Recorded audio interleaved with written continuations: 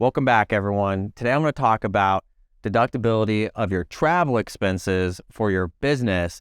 And I'm going to add in a little bit on how you can actually get the government to subsidize a little bit of your personal vacation. So stay tuned for how to do that effectively. And just in general for travel expenses, especially today with the world being so global or just traveling for work so much, it's very important to understand the general rules around travel so that one, you're taking advantage of all the deductions that you can, but two, you're not running into any kind of issues with the IRS. If you get under audit, you can actually substantiate those expenses. So first, let's start with what travel expenses are deductible. And travel expenses are deductible if they're ordinary and necessary for your business, which is the typical threshold for most business deductions. However, with travel, you also have to travel far enough away from your tax home, right? So this isn't just traveling to the other side of your city for a meeting necessarily, although you may get a deduction for mileage if you came from your office, but that's not necessarily travel where you would be able to say, drive to the other side of your city, stay the night in a hotel over there and say that was travel, because that wasn't really ordinary and necessary for your business. You probably could have made it back home, right? So this is typically you're traveling to a different city in order to make it an ordinary expense. So if you meet that basic threshold, then you're able to deduct certain expenses like, of course, your transportation, your lodging, your meals, and other incidental expenses like maybe tolls or parking garages, things like that.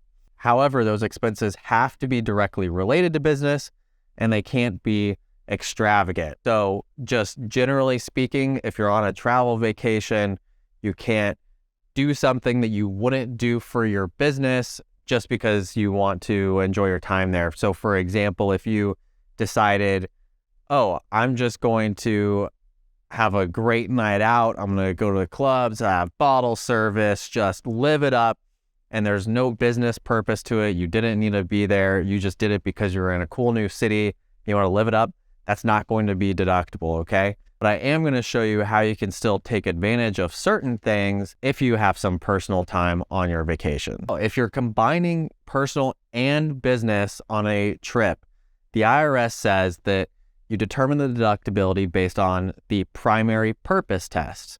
So this means that you have to look at, was your primary purpose for personal or was it for business, okay? So if, say, you had a friend that invited you to go somewhere, say they're in California and they want to go to Disneyland. So they invite you out to Disneyland, you're going to spend a couple days in the park, and then you say, okay, well, while I'm there, I'll just go ahead and I have this client I'll meet with. We'll talk about the new deal they've got going on. We'll meet for lunch. And I'll just do that before I leave. Well, if you look at that trip, the primary purpose is probably actually vacation. So you're not going to be able to deduct your flight or rental car or anything like that because business was not your primary purpose. You may still be able to deduct the meal associated with meeting the client, but that would pretty much be it in that example. Versus if you turn it around and it's, okay, I have a conference in a city that directly relates to my business. So if I'm a real estate professional, there's a conference in another city that I should attend that will help my business and it's a few days long. And then, oh, I just happen to have family there that I'm going to see one night. We're going to have dinner and I'll say hi to them, but really I'm going because I have this conference. Now your primary purpose was business. So your travel, if you drove, your mileage or your car expenses may be deductible. If you fly, your flight will be deductible, your hotels will be deductible.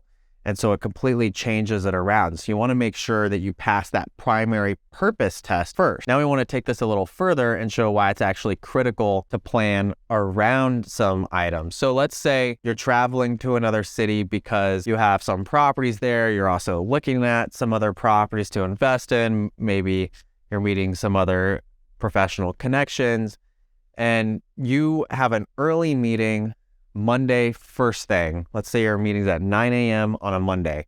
So there was no way that you could actually get to your meeting unless you flew out the night before, Sunday night. There was no flight that would get you there to make your meeting that had to be at 9 a.m. So you flew out Sunday night. Well, that means that even though your meeting didn't start till Monday, because it was necessary for you to be there and you needed a place to stay Sunday, your hotel night for Sunday night would be deductible. And let's say you had meetings and things going on Monday, Tuesday, Wednesday, but your last meeting on Wednesday maybe ended at noon, so you could easily have fly back that night. But instead, you decided, okay, my friend is here, so we're going to go out, we're going to hang out Wednesday night, we're going to live it up, and I'll just fly back Thursday. Well, if you do that, because the Wednesday night hotel stay was not necessary for your business, you only stayed because you had a friend there and it was for personal reasons, now your Wednesday night hotel is not deductible. However, if you change your schedule around slightly, and let's say your Wednesday meeting, instead it could only be on Thursday. So you had this gap on Wednesday. It didn't make sense to fly back Wednesday morning and then fly back Wednesday night. It's not feasible. It doesn't make any sense. So you end up with this day on Wednesday in between meetings. You had meetings Monday, Tuesday, a break Wednesday, and meetings on Thursday. And now you schedule some personal time. You hang out with your friend during the day, and then you have to stay the night for your Thursday meeting and then fly back. Well, now all of a sudden, all of your hotel stays are deductible, unlike before, because you weren't staying an extra night for personal reasons. You were staying an extra night for business. You cannot deduct things that are directly related to the personal time, however. So you couldn't deduct your meal with your friend or... Now, this video wouldn't be complete without telling you that the IRS scrutinizes travel expenses a lot more than a lot of other business expenses.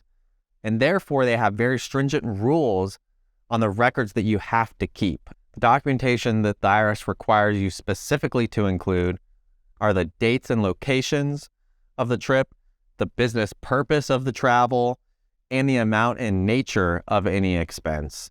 Now, technically, the IRS doesn't require receipts for expenses less than $75. However, I would highly suggest keeping those anyway, because if you do become under examination, one of the things that the IRS is definitely going to zero in on first is your travel. And if you don't have receipts for certain things, even if they're less than $75, it's just generally going to give the agent a different feel of your record keeping in general. And they may dig deeper than they otherwise would have to if you were just able to give them everything, show them that everything was substantiated. It's going to go a lot smoother. Always remember to talk to your tax professional before doing anything so that you know you're not going astray the rules. See you guys next time.